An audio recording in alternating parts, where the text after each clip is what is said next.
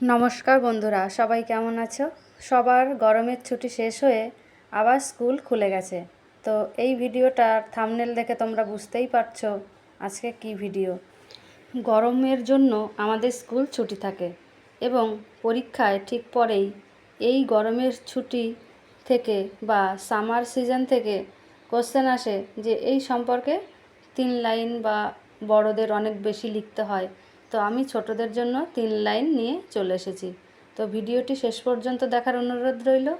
আর ভালো লাগলে আমার চ্যানেলটিকে সাবস্ক্রাইব এবং ভিডিওটিকে অবশ্যই একটি লাইক করারও অনুরোধ রইল। তো আমি একটা হেডিং লিখে দিয়েছি, 3 লাইন অ্যাবাউট সামার সিজন।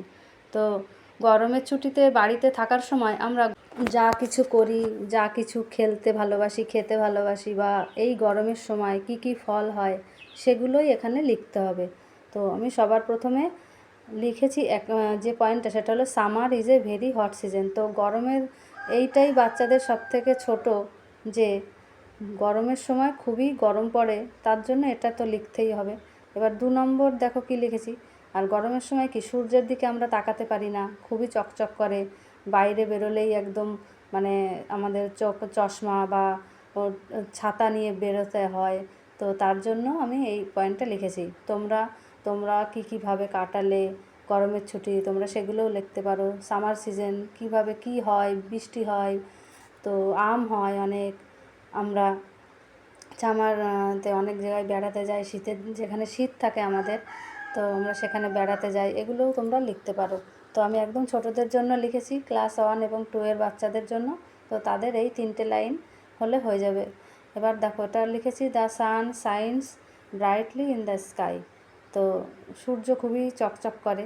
এবং 3 নম্বরটা কি লিখেছি, উই লাভ টু ইট। আমরা গরমে যে ফলগুলো হয়, আম, জাম, কাঁঠাল, লিচু, তো এই ফলগুলো আমরা খেতে খুবই পছন্দ করি।